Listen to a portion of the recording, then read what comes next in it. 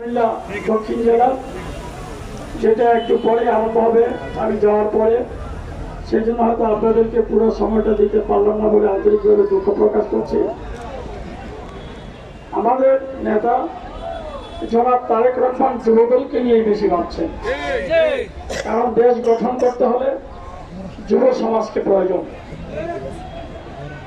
আপনারা অতীতের যদি আমরা উদাহরণ দেখি, 1952 ভাষা আন্দোলনে এদেশের যুব সমাজ রাজপথে রক্ত দিয়েছে। 1962 শিক্ষা আন্দোলন, 1966 6 দফা আন্দোলন, শ্রমিক আন্দোলনও এদেশের যুব সমাজ অগ্রণী ভূমিকা পালন করেছে। 1969 যে গণ অভ্যুত্থান, সেখানে নেতৃত্ব দিয়েছে এদেশের যুব সমাজ।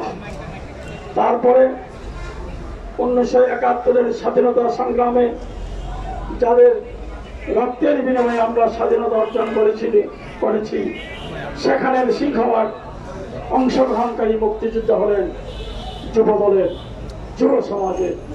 সুতরাং এই যে যুবদল বারবার, আবার যদি আমরা 1990 গণতান্ত্রিক অভ্যুত্থানের কথা বলি, সেখানে নেতৃত্ব দিয়েছেন এই যুবদল, যুব সমাজ।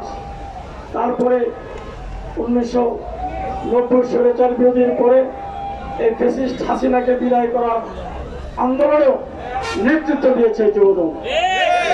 এখানে চান্দিনায় আজকে আপনারা যারা উপস্থিত আছেন, এই ইলেটগঞ্জ থেকে আরম্ভ করে বিশ্ব রোড পর্যন্ত এই জায়গাটি দখল করে নিয়েছিল এই এলাকার যুবদলের নেতা কর্মীরা।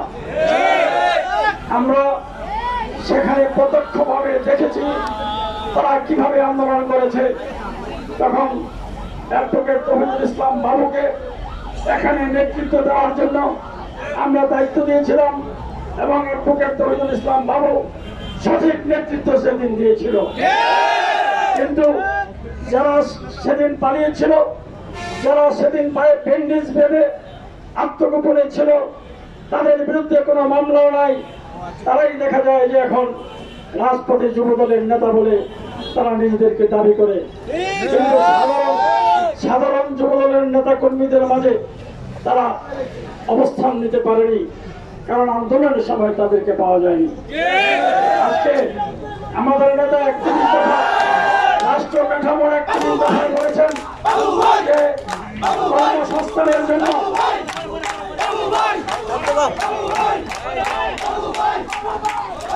কর্মসংস্থানের জন্য আধুনিক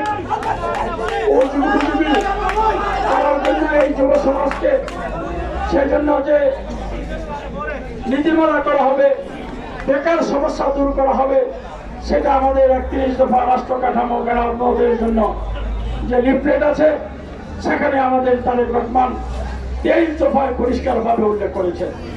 সুতরাং বিএনপি যদি ক্ষমতায় আসে, আগামীতে আপনারা এই যুবদলকে আমরা মূল শক্তি হিসাবে, দেশের শক্তি হিসাবে দাঁড় করাতে চাই। যদি মানব সম্পদে তাদেরকে যদি পরিণত করতে পারি, কারণ আমরা চাই এই যুব সমাজকে কাজের মাধ্যমে তাদেরকে ব্যস্ত রাখা।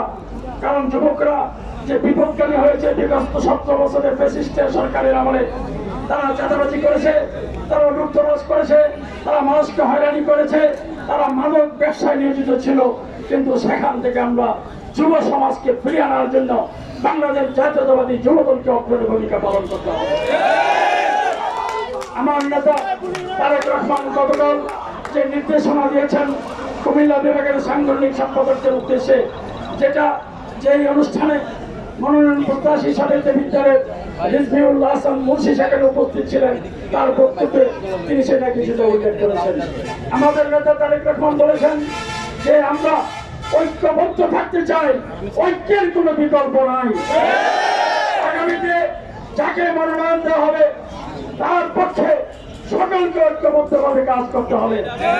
যদি কোনো ব্যক্তি আপনার নিজের স্বার্থের কথা বিবেচনা করে আমাদের সেই যাকে মনোনয়ন দেওয়া হবে তার পক্ষে যদি সে কাজ করতে গরিবসী করে, তাহলে দলের পক্ষ থেকে তার বিরুদ্ধে ব্যবস্থা নেওয়া হবে। সুতরাং আমাদের আগামী ফেব্রুয়ারি মাসে প্রথম সপ্তাহে যে নির্বাচন হবে, সেই নির্বাচনে বিএনপিকে আমরা বিজয়ী করতে চাই এবং কুমিল্লার যে 5টি আসন, কুমিল্লা বিভাগের এই 5টি আসনে বিএনপি বিজয় লাভ করবেন। কুমিল্লা জেলার 11টি, 22টির মধ্যে যে 11টি কুমিল্লা জেলায়, কুমিল্লা উত্তর এবং দক্ষিণ জেলায় মিলে সেই 11টি জেলা অবশ্যই আমরা আমাদের নেতা তারেক রহমানকে উপহার দেব।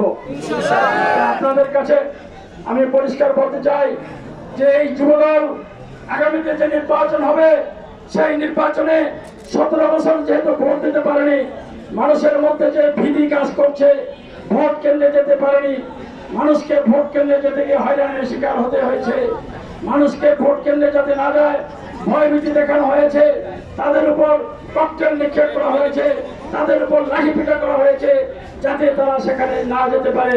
আপনারা দেখেছেন রাতে তারা বিভিন্ন কেন্দ্রগুলিতে আপনার ককটেল নিক্ষেপ করে আতঙ্ক সৃষ্টি করেছে। সেই জন্য আমরা যুবদলকে দায়িত্ব দিচ্ছি, তোমরা প্রত্যেকটি ভোটার যাতে নির্বিঘ্নে এবং নিরাপদে ভোট কেন্দ্রে আসতে পারে সেই দায়িত্ব তোমাদেরকে নিতে হবে। মানুষের বাড়িতে বাড়িতে গিয়ে তাদেরকে প্রথম বুঝাবে আপনারা ভোট কেন্দ্রে আসবেন।